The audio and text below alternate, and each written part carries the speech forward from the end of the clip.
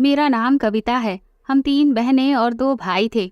मैं अपने सभी भाई बहनों में सबसे छोटी थी। मेरे सारे भाई बहनों की शादी हो चुकी थी। मेरी एक बहन का तलाक हो चुका था क्योंकि उसका पति उसे बहुत ज्यादा मारता पीटता था। इसीलिए अब वो ससुराल से मायके में ही वापस आकर रहने लगी थी। अब सिर्फ शादी के लिए मैं ही बची हुई थी। मेरे पेरेंट्स मेरे साथ साथ मेरी तलाकशुदा बहन के लिए भी रिश्ता देख रहे थे, लेकिन तलाकशुदा होने की वजह से उसके रिश्ते नहीं आ रहे थे। मेरी तलाकशुदा बहन मुझसे सिर्फ 1 साल ही बड़ी थी और उसकी शादीशुदा जिंदगी पूरे 1 साल ही चल सकी थी। मेरी उम्र 26 साल हो गई थी। अभी तक मेरी शादी नहीं हो रही थी। अगर मेरा कोई भी रिश्ता आता तो ना जाने ऐसा क्या हो जाता कि लड़के वाले खुद ही इनकार करके चले जाते थे। मेरे आस पड़ोस से भी कोई रिश्ता नहीं आता था। मैं दिखने में बहुत खूबसूरत थी, लेकिन फिर भी कोई मुझे पसंद नहीं करता था। मेरे अंदर कोई कमी भी नहीं थी, बस मेरा रिश्ता नहीं लग पा रहा था। मेरे माता पिता इस बात से बहुत परेशान हो गए थे और तो और वो जल्द से जल्द मेरी शादी कर देना चाहते थे, जबकि मेरे सारे बड़े भाई बहनों की शादी जल्दी जल्दी ही हो गई और सभी के ससुराल भी अच्छे और अमीर परिवार के हैं। ना जाने मेरे ही साथ ऐसी क्या दिक्कत थी कि कोई भी मुझसे अपने बेटे का रिश्ता करने के लिए तैयार ही नहीं था। एक बार तो मेरी मम्मी की सहेली अपने बेटे का रिश्ता लेकर हमारे घर आई थी। उन्होंने मुझे शादी में देखा था, तभी देखते ही मुझे पसंद कर लिया। मेरी मम्मी को ये पूरी उम्मीद थी कि वो जरूर मुझे अपने घर की बहू बनाएंगी, पर जब वो घर पर आई और उन्होंने मुझे देखा तो उन्होंने फौरन ही रिश्ता पक्का कर दिया। सारे मोहल्ले में ये बात भी फैल चुकी थी कि आज मेरे रिश्ते वाले आए हैं और मेरा रिश्ता फाइनल होने वाला है। 2 दिन ही गुजरे थे कि तभी मेरी मम्मी की सहेली का फोन आया और उन्होंने कहा कि हमें माफ करना, लेकिन हम तुम्हारी बेटी को अपने घर की बहू नहीं बना सकते। ये कहकर उन्होंने रिश्ता खत्म कर दिया। मेरी सहेलियां भी मुझसे सवाल करती थी कि तुम्हारी शादी ना होने की क्या वजह है। ये सब कुछ तो मुझे भी नहीं पता था। मैं अपने भाई बहन और अपने मम्मी पापा से इस बारे में सवाल करती तो वो मुझे कुछ भी नहीं बताते थे, क्योंकि अब मुझे बहुत बुरा लगता था कि कोई मुझसे रिश्ता नहीं करना चाहता है। मेरी तरह ही मेरी उस बहन का भी दुख बहुत ज्यादा था, जो बेचारी शादी होने के बाद भी दोबारा तलाक लेकर मायके वापस आ गई थी। मेरा खूबसूरत होने का भी कोई फायदा नहीं था। जब कोई मुझे अपने घर की बहू ही नहीं बनाना चाहता था, तो फिर ऐसी भी खूबसूरती आखिर किस काम की थी। मेरे माता पिता ने मोहल्ला भी बदल कर देख लिया था, फिर भी मेरे साथ यही सब कुछ हो रहा था। मेरी उम्र निकलती जा रही थी। वो तो अच्छा था कि मैं खूबसूरत थी, इस वजह से ज्यादा मेरी उम्र के बारे में पता नहीं चलता था। मेरी माँ चाहती कि उनकी एक ही तो बेटी रह गई है, अब उसकी भी शादी हो जाए और वो अपने ससुराल में सुखी रहे। मैं अपने माता पिता को अपनी तरफ से बहुत परेशान देखती थी। माँ बाप को तो अपने बच्चों की फिक्र होती ही है। फिर एक दिन चमत्कार हो गया और मेरे लिए रिश्ता आ गया। उन लोगों ने मुझे देखते ही रिश्ता फाइनल कर दिया और लगभग 1 महीने के बाद ही मेरी जल्दी जल्दी में शादी भी हो गई, क्योंकि मेरे पेरेंट्स इस रिश्ते को किसी भी तरह से हाथ से नहीं जाने दे सकते थे। मेरी शादी हो गई थी। अब मेरी तलाकशुदा वाली बहन ही शादी के लिए बची थी और मेरे घरवाले उसके लिए भी अच्छा रिश्ता तलाश कर रहे थे, पर अभी तक उसके लिए कोई सही रिश्ता नहीं मिल सका था। मेरी बहन का नाम रिचा था। मेरे माता पिता भी ज्यादा अमीर लोग नहीं थे। मेरे ससुराल में मेरी सास, जेठ और मेरे पति रहते थे। बाकी घर में कोई भी नहीं था। घर बहुत अच्छा बना हुआ था। मेरे पति का नाम अनुराग था और जेठ का नाम अजय था। दरअसल मेरे जेठ ने शादी नहीं की थी, वो भी अपने घर का ही बिजनेस संभालते थे। दोनों भाई एक ही दुकान पर लगे हुए थे। मेरे जेठ ने अपनी माँ से कहा था कि पहले मैं अपने छोटे भाई की शादी करना चाहता हूँ, उसके बाद मैं अपनी शादी कर लूँगा। शायद किस्मत में मेरे पति की ही शादी पहले लिखी हुई थी, इसलिए पहले मेरे पति की शादी हो गई।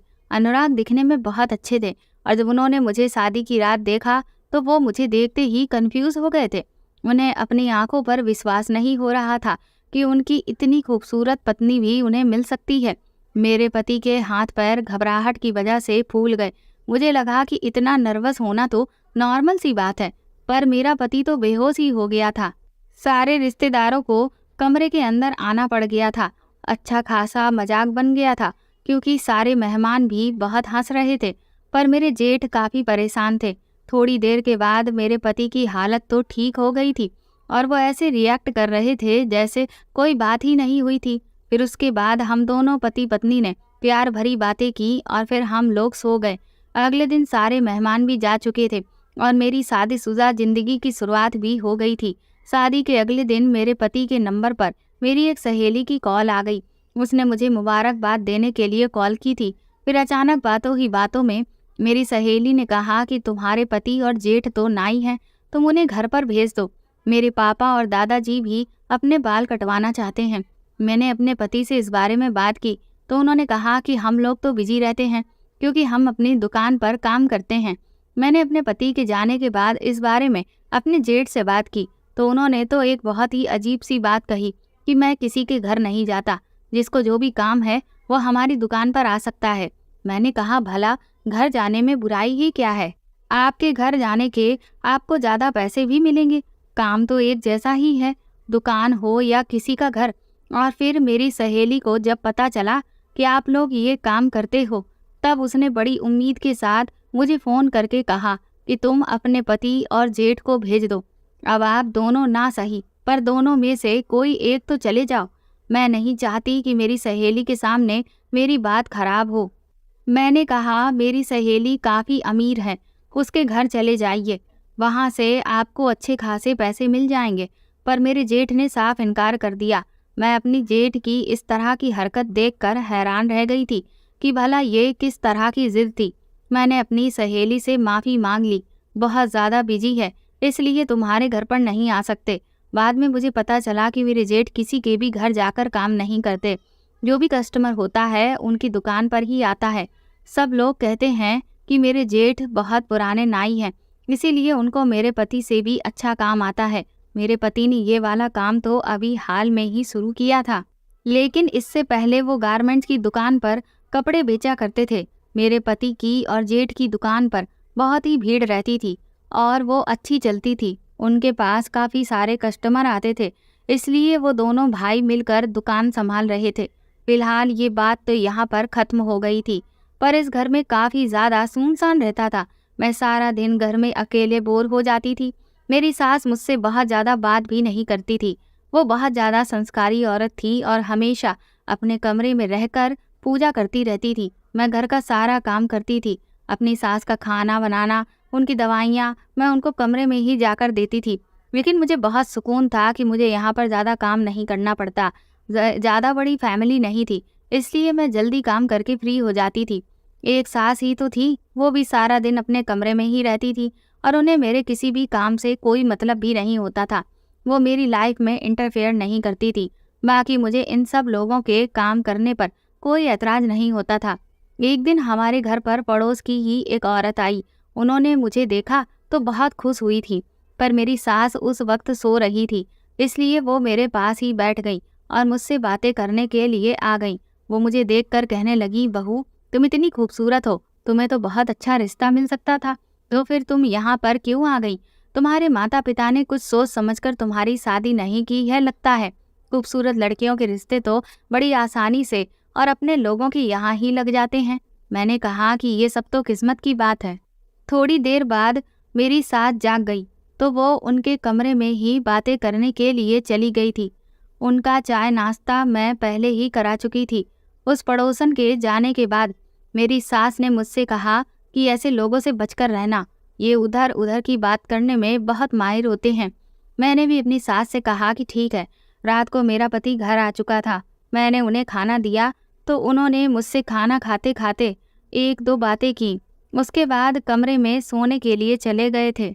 मेरे पति के साथ जब से वो बेहोश होने वाला मैटर हुआ था, वो मेरे करीब नहीं आ रहे थे, बस दूर दूर से ही मुझसे बात करते थे। उन्हें डर था कि वो कहीं फिर से बेहोश ना हो जाएं। मैंने उस दिन के बाद से इस टॉपिक पर कोई बात भी नहीं की थी, पर इस घर में मेरे लिए टाइम गुजारना बहुत मुश्किल हो रहा था। मुझे नई नई शादी वाली कोई फीलिंग ही नहीं आ रही थी। ना पति कोई प्यार मोहब्बत कर रहा था, ना सास मेरे साथ ज़्यादा बातचीत करती थी और ना ही मेरा पति मुझे कहीं घर से बाहर घुमाने फिराने ले गया था। मेरे पति सुबह अपनी दुकान पर जाते और सीधा वो शाम को 6 बजे के बाद ही घर वापस लौट कर आते थे। मेरे पास करने को ज़्यादा काम भी नहीं होता था और कोई ऐसा काम नहीं था जिससे मैं थोड़ा अपना ध्यान बटा पाती। मुझे सूरत शक्ल तो बहुत अच्छी मिली थी, लेकिन हुनर मेरे अंदर कोई भी नहीं था। ना मैं ज़्यादा पढ़ी थी, ना ही मुझे सिलाई कढ़ाई जैसा कोई काम आता था जो मैं घर बैठ कर कर लेती। एक दिन मैंने अपने जेठ को देखा, वो अपने काम से आते ही फ़ोन में बहुत बिजी हो जाते थे, जैसे कोई बहुत ज़रूरी चीज़ देख रहे हों। मैं अपने जेठ के पीछे जाकर बैठ गई कि चलो मैं यहाँ धूप में बैठकर सब्जी काट लेती हूँ। पर जैसे ही मेरे जेठ को ये महसूस हुआ कि मैं उनके पीछे आकर बैठ गई हूँ और मेरी नज़र उनके फ़ोन पर पड़ सकती है, तो वो वहाँ से तुरंत ही उठकर चले गए। दूसरी तरफ दीवार से टेक लगाकर वो बैठ गए। मैंने अपने जेठ से बड़े प्यार से कहा, भैया मुझे भी दिखाइए ज़रा, आप मोबाइल में क्या देख रहे हैं? यहाँ तो घर में देखने के लिए टीवी भी नहीं है। तो मेरे जेठ कहने लगे कि इसमें तुम्हारे देखने जैसा कुछ भी नहीं है।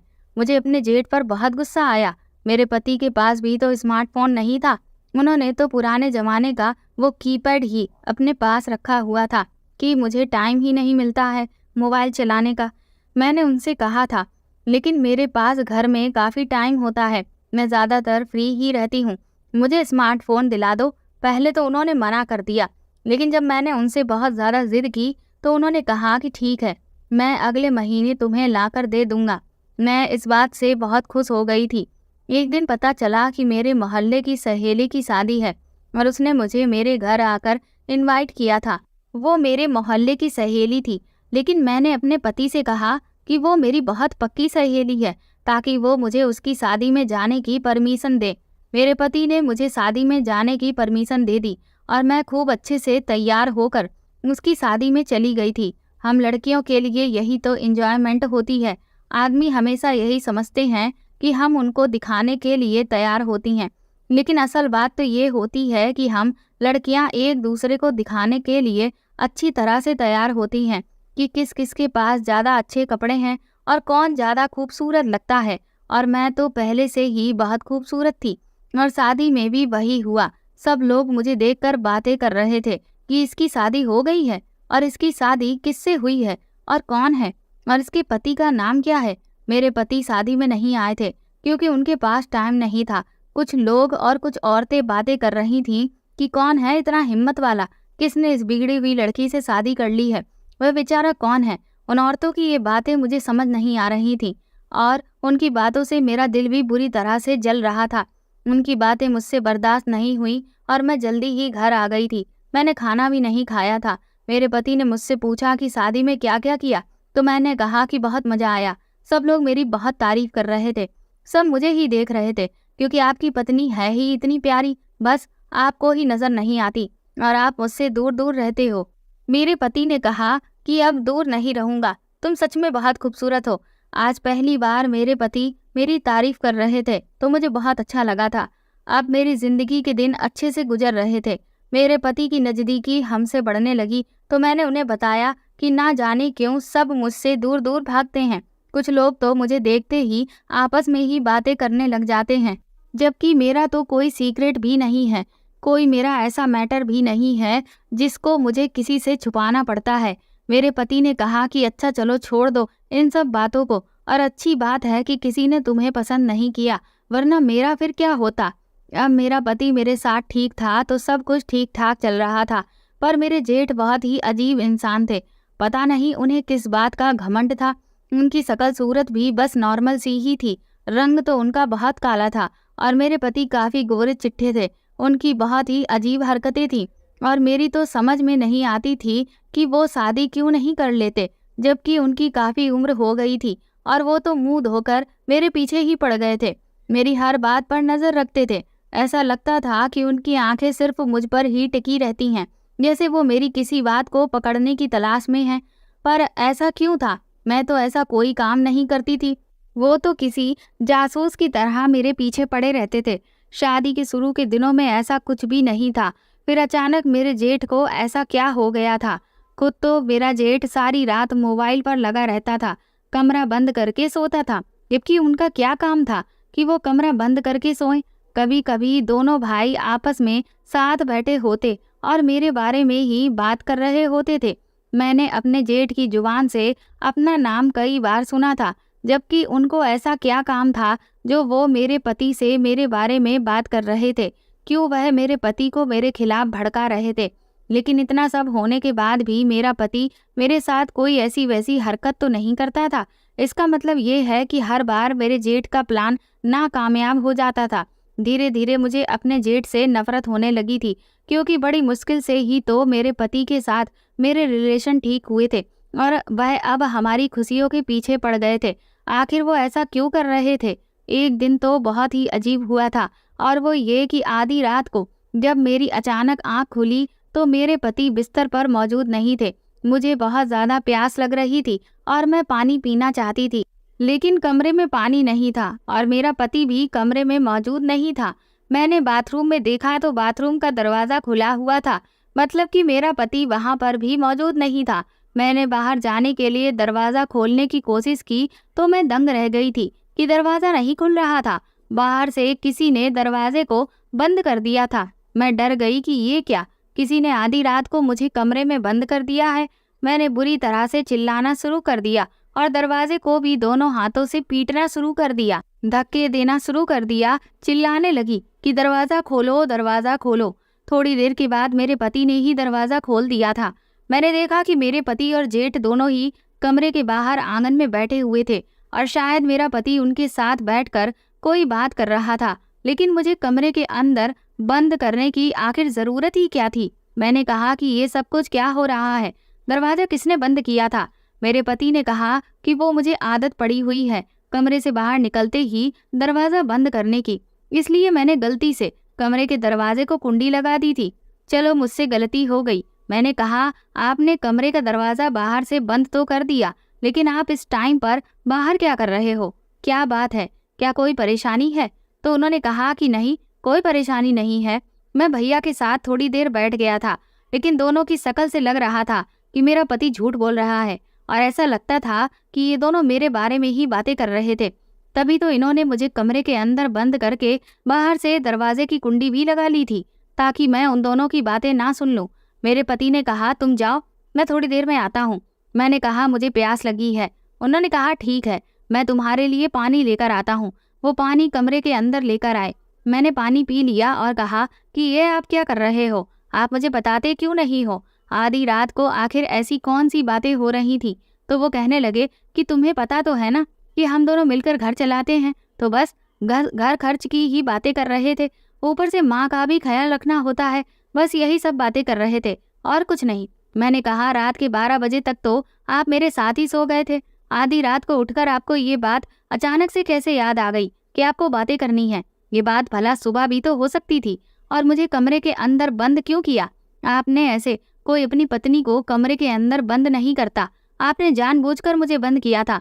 मेरे पति की शक्ल से लग रहा था कि वो मुझसे झूठ बोल रहे हैं, लेकिन उन्होंने बात बदल दी और कहा कि नहीं, मैंने तुम्हें जानबूझकर बंद नहीं किया और मुझे नींद भी नहीं आ रही थी, तो मैं उठकर बाहर चला गया था।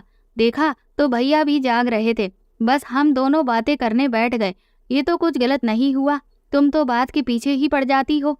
चलो सो जाओ। मैं हैरान थी कि एक तो मेरे पति गलती कर रहे थे, ऊपर से गुस्सा भी मुझ पर ही हो रहे थे। फिलहाल मैं भी सो गई थी, लेकिन इसके बाद मुझे ठीक से नींद नहीं आई थी। सुबह तक मैं यही सोचती रही कि ये लोग आपस में क्या बातें कर रहे थे। अब मैं नोटिस कर रही थी कि अक्सर मेरे पति और जेठ आपस में कोई बात कर रहे होते थे और मुझे लगता था कि वो बात मेरे बारे में हो रही है, तो जब भी मैं उनके करीब जाती तो चुप हो जाते। एक बार मैं अपनी सहेली से बात कर रही थी, वो मेरे घर आई थी।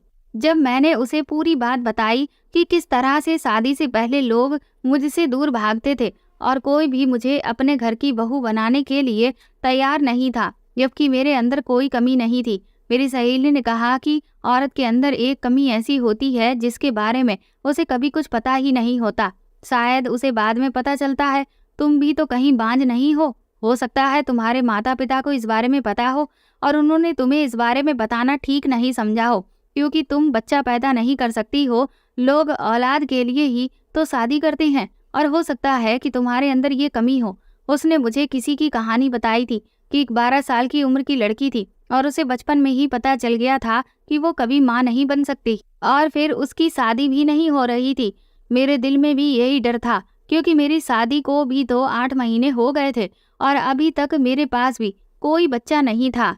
लेकिन अचानक से मेरी तबीयत खराब हुई। मैं अपनी सास के साथ डॉक्टर के पास चली गई थी, जिसकी दुकान करीब में ही थी। उन्होंने मेरे कुछ टेस्ट करवाए और मुझे बताया कि मैं प्रेग्नेंट हूँ। और ये बात सुनकर मेरी सास बहुत खुश हो गई थी, क्योंकि ये मेरी एक ऐसी फिक्र थी जो कि अब खत्म हो गई थी। इसका मतलब ये था कि एक औरत की हैसियत से अब मेरे अंदर कोई कमी नहीं थी। फिर क्यों लोग मुझसे दूर भागते थे? ये बात मुझे आज तक समझ नहीं आई थी। डॉक्टर ने मेरा चेकअप किया और उन्होंने बताया कि आपका दूसरा महीना चल रहा है और आपका बच्चा बहुत कमज़ोर है, इसलिए आपको अपना बहुत ख्याल रखना होगा। घर आते ही सबसे पहले ये बात मैंने अपने पति को बताना चाहती थी, लेकिन जब मैं और मेरी सास घर आए तो मेरे जेठ घर में बैठे हुए थे और वो फिर से अपने मोबाइल में ही बिजी थे। मेरी सास रास्ते में से ही मिठाई का डिब्बा लेकर आ गई थी। उन्होंने आते ही पहले मेरे जेठ को मिठाई खिलाई। उन्होंने कहा कि माँ, आखिर ये मिठाई आप किस बात की खिला रही हो? तो मेरी सास ने खुशी खुशी उन्हें ये गुड न्यूज़ सुनाई और कहा कि अब तुम ताऊजी बनने वाले हो और इस घर में तुम्हारा भतीजा या भतीजी भी आने वाला है। मैंने अपने जेठ की तरफ ताना मारते हुए कहा कि बस माँ जी, इतनी खुशी मत मनाओ, कहीं ऐसा ना हो कि मेरी खुशी को किसी की नज़र लग जाए। ये कहते हुए मैं अपने कमरे में चली आई, क्योंकि मुझे वैसे भी अपने जेठ पर बहुत गुस्सा आ रहा था। पति को मैंने अपने जेठ से कॉल करवाकर बहाना करके घर बुला लिया और उनसे कहा था कि घर में खाने को कुछ नहीं है, खाने का सामान लेकर आ जाओ। जब वो सामान लेकर आए तो मैंने उन्हें खबर सुनाई। वो बहुत ज़्यादा खुश हुए थे और उन्होंने बाहर जाकर ये बात अपने भैया को बता दी। वो भी बहुत खुश हुए थे और उनको आशीर्वाद देने लगे थे। मैंने अपने दिल में सोचा कि मेरे जेठ को जब मैं अच्छी नहीं लगती तो मेरे बच्चे कैसे अच्छे लगेंगे। हमारे घर में खुशियाँ ही खुशियाँ घूमने लगी थी। मेरी सास ने मेरी नज़र उतारी और उन्होंने मेरे पति को बताया कि बहू को बहुत कमज़ोरी है, इसीलिए उसे अपना बहुत ख्याल रखना होगा। मेरे पति ने कहा कि घर के सारे काम छोड़ दो, अब तुम्हें आराम ही करना होगा। मेरी सास कहने लगी, बहू, जब तुम नहीं थी तब मैं घर का सारा काम करती थी, अब तुम आराम करोगी और सारे काम मैं खुद ही कर लिया करूँगी। तुम बस खाना बना देना, बाकी का सारा काम मैं खुद कर लूँगी, बस तुम आराम करो। इतने सालों बाद मेरे घर में बच्चों की किलकारी गूंजने वाली है। मैं अपने ससुराल वालों की इतनी मोहब्बत देखकर बहुत ज़्यादा खुश हो गई थी। लेकिन फिर अगली रात कुछ ऐसा हुआ कि मुझे ऐसा महसूस हो रहा था जैसे मैंने कोई सपना देख लिया हो। जैसे मैं अपने कमरे से बाहर निकल कर गई थी, लेकिन सुबह उठी तो ये सिर्फ सपना था। अगले दिन मैंने अपने जेठ को सुबह का नाश्ता बनाकर दिया तो मेरे जेठ ने मुझे कहा, कविता, अब मैं परेशान हो गया हूँ, तुम ऐसा मत किया करो। अब तो तुम प्रेग्नेंट हो, अब तुम्हें सारी बातें समझनी चाहिए। मैंने कहा, भैया, ये आप कैसी बातें कर रहे हो? उन्होंने मेरी किसी भी बात का कोई जवाब नहीं दिया और वो इतना कहकर वहाँ से उठकर चले गए थे। मुझे समझ ही नहीं आ रहा था कि आखिर वो किस बारे में बात कर रहे थे कि अब तो ये सब कुछ मत करो, मैं तंग आ गया हूँ। मैं आखिर ऐसा क्या कर रही थी और उसका नुकसान मेरे जेठ को हो रहा था जिससे वो तंग आ गए थे। मैंने ये बात अपने पति को बताई कि आखिर भैया का इस बात से क्या मतलब है और वो मुझसे ऐसी बातें क्यों कहकर गए थे। लेकिन मैं क्या करती, मुझे कुछ समझ ही नहीं आ रहा था। फिलहाल मैंने इस बात पर कोई एक्शन नहीं लिया और मेरे पति ने भी कहा था कि मैं भैया से खुद बात कर लूँगा। एक दिन मैं अपने जेठ के कमरे की सफाई कर रही थी, तभी अचानक मुझे उनके कमरे के फर्श पर एक पर्चा पड़ा हुआ मिला। मैंने जब उसे खोलकर देखा तो मैं हैरान रह गई थी। उस पर किसी का नंबर लिखा हुआ था। मैंने उसे संभाल कर टेबल पर रख दिया था, लेकिन फिर मैंने दोबारा से पर्चा उठाया और खोल कर देखा तो ये नंबर मुझे कुछ जाना पहचाना सा लग रहा था और फाइनली मैं इस नंबर को पहचान भी गई थी। ये तो मेरी बहन का ही नंबर था, रिचा का, जो तलाक लेकर अपने पति से झगड़ा करके घर पर आ गई थी। लेकिन मेरी बहन का नंबर आखिर मेरे जेठ के पास क्या कर रहा था? मैं परेशान हो गई और सोचने लगी और मुझे गुस्सा भी आ रहा था कि मेरी बहन का नंबर मेरे जेठ के पास क्यों है, पर इन दोनों के आपस में क्या कॉन्टैक्ट हैं। मैंने फ़ौरन ही अपने पति के मोबाइल से अपनी बहन को कॉल किया और उसे कहा कि मेरे जेठ के कमरे से तुम्हारा नंबर मिला है। मैं समझ गई थी कि मेरी बहन का अफेयर मेरे जेठ के साथ चल रहा है, तभी तो उनके कमरे से मुझे मेरी बहन का नंबर मिला है। इसीलिए मैंने अपनी बहन को फ़ोन किया। मैंने जब अपनी बहन के नंबर पे फ़ोन किया तो मेरी मम्मी ने कॉल रिसीव की थी। मैंने मम्मी से कहा कि रिचा का नंबर मेरे जेठ के कमरे से मिला है। अब मैं इस बारे में रिचा से घर पर आकर ही बात करूंगी। मेरी मम्मी ने कहा कि तुम्हें घर आने की कोई ज़रूरत नहीं है, क्योंकि तमाशा मत बनाओ। मैंने कहा कि तो फिर ऋचा को क्या काम है मेरे जेठ के साथ? क्या ऋचा मेरे जेठ से बातें करती है? मम्मी ने कहा, खामोश हो जाओ और अपने काम से काम रखो। ये कहकर मम्मी ने कॉल काट कर फोन रख दिया। अब मैं समझ गई थी कि इन दोनों का कोई ना कोई चक्कर चल रहा है। मैं नहीं चाहती थी कि मेरी बहन का कोई भी रिश्ता मेरे जेठ के साथ हो, क्योंकि मुझे ये चीज़ बिल्कुल भी पसंद नहीं थी। इसलिए मैं अपनी बहन को अपने जेठ से बचाकर रखना चाहती थी। मैंने अगले ही दिन अपनी सास और पति को बिठाकर सारी बात बताई। मैंने अपने चेहरे पर कोई भी गुस्सा नहीं लाया हुआ था, बल्कि बहुत ही प्यार से बात की थी। मैं नहीं चाहती थी कि मेरी सास को अपने बेटे की बात सुनकर बुरा लगे। मौके पर ही मेरे जेठ भी आ गए थे, तो मैंने उनसे सवाल किया कि ये सब कुछ क्या हो रहा है, और उनको ये भी बता दिया कि क्या इस बारे में मेरी मम्मी भी जानती हैं। मेरे जेठ ने कहा कि कविता, दरअसल मैं तुम्हारी तलाकशुदा बहन के साथ शादी करना चाहता हूँ और मैं उसे पसंद करने लगा हूँ। हाँ, ये अलग बात है कि मुझे इस बारे में तुम्हें पहले ही बता देना चाहिए था। मैंने उसे तुम्हारी शादी में पसंद किया था। जब मुझे पता चला कि उसका तलाक हो गया था और उसका पति उसे बहुत मारता था। तुम्हारी बहन बहुत मासूम है, मुझे उसकी मासूमियत अच्छी लगी थी, इसलिए मैंने फैसला किया है कि मैं उससे शादी करूंगा और उसे अपने घर में जगह दूंगा।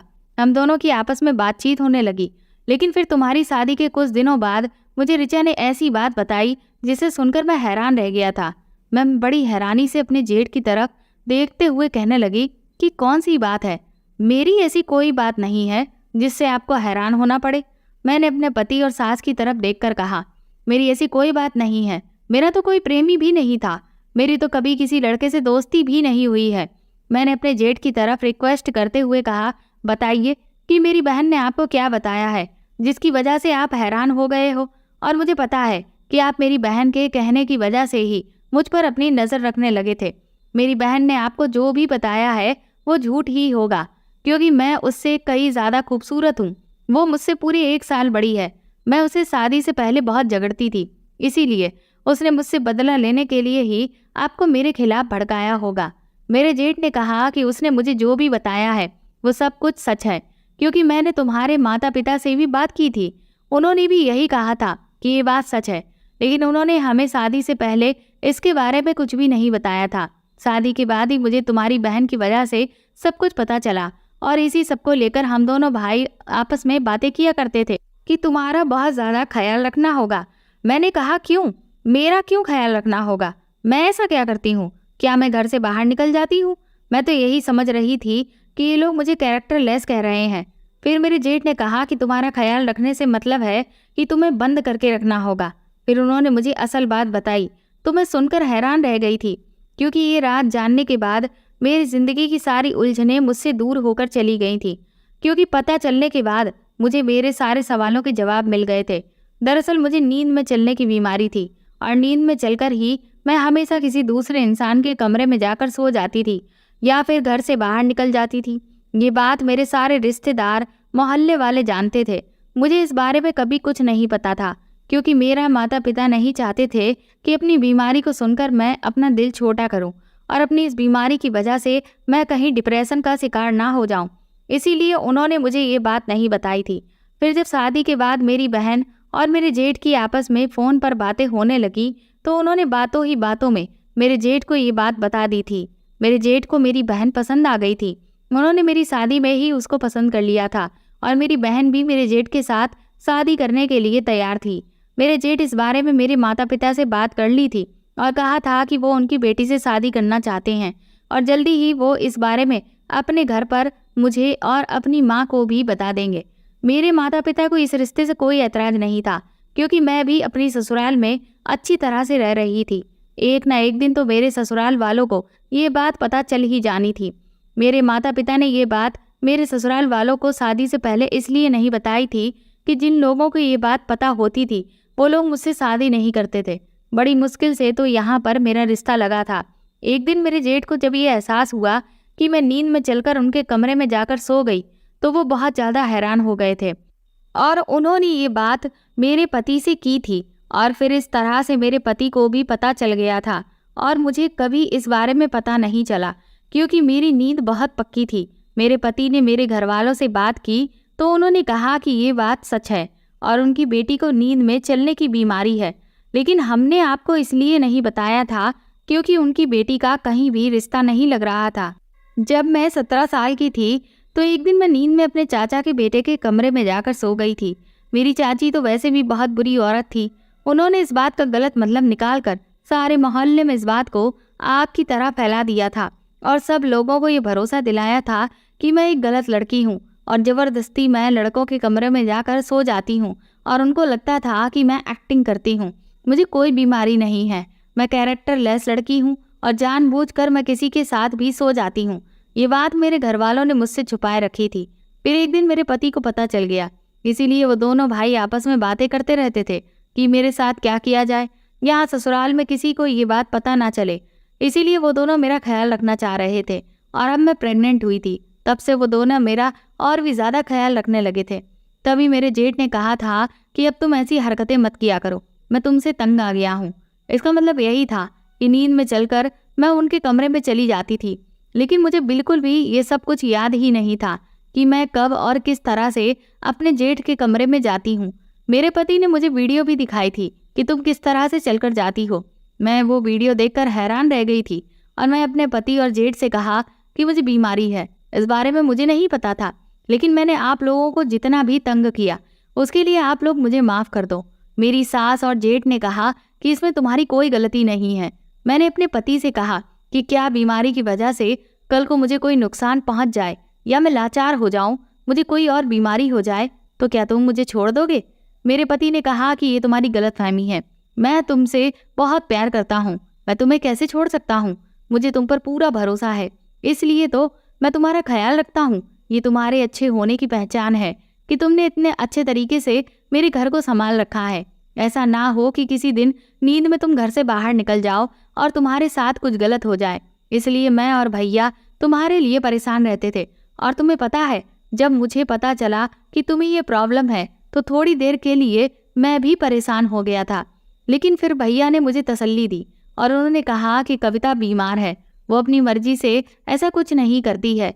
उन्होंने मुझे बहुत समझाया और उस दिन के बाद से ही मैंने फैसला कर लिया था कि मैं तुम्हें ये बात पता चलने नहीं दूंगा। अगर तुम्हें ये बात पता चली तो तुम्हें बहुत दुख पहुंचेगा। मैंने अपने जेठ से माफ़ी मांगी और कहा कि मुझे माफ़ कर दीजिए, मैं आपके बारे में बहुत बुरा सोचने लगी थी और मैं ऋचा से भी माफ़ी मांग लूँगी, क्योंकि मैं सोचती थी कि कहीं उसने आपको मेरे खिलाफ भड़का तो नहीं दिया, लेकिन आप लोगों ने तो मेरा घर बसाया है। मैंने अपने पति से कहा कि अब मैं नींद में चलूँ तो आप मुझे फ़ौरन जगह देना ताकि मुझे पता चल जाए और इसका कोई इलाज हो सके, और मैं भी इसका इलाज करवाना चाहती हूँ। इसलिए अगले दिन ही मेरे पति मुझे डॉक्टर के पास ले गए। डॉक्टर ने कहा कि आपकी ये बीमारी जल्दी ही ठीक हो जाएगी। अक्सर ऐसा होता है कि नींद में चलने वाले इंसान को अपना कोई होश नहीं रहता, जबकि मेरी ये बीमारी तो काफ़ी सालों पुरानी थी। मेरी अच्छी किस्मत थी कि मेरी ये बीमारी बहुत जल्दी ख़त्म हो गई, क्योंकि मेरे ससुराल वालों ने मेरा बहुत ख्याल रखा था। मेरी सास बहुत अच्छी थी और मेरे जेठ ने भी मेरा बहुत ख्याल रखा। अब वक्त था तो सिर्फ मेरा बच्चा पैदा होने का। किसी तरह से 9 महीने पूरे हो गए और मैंने एक नन्ही सी परी को जन्म दिया, जिसे देखकर मेरे घर वाले बहुत खुश हुए थे।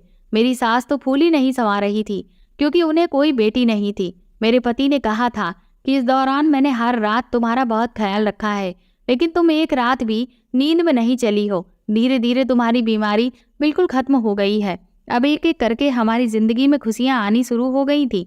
मेरी तलाकशुदा बहन का भी घर बस गया था। मेरे जेठ के साथ उसकी शादी बहुत धूमधाम से कर दी गई थी। अब हम दोनों बहनें अपने एक ही परिवार में बहुत ज़्यादा खुश रहती हैं। तो दोस्तों, आपको ये कहानी कैसी लगी हमें कमेंट करके ज़रूर बताएं और प्लीज़ इस कहानी को ज़्यादा से ज़्यादा शेयर और लाइक करके मेरे चैनल को सपोर्ट करें।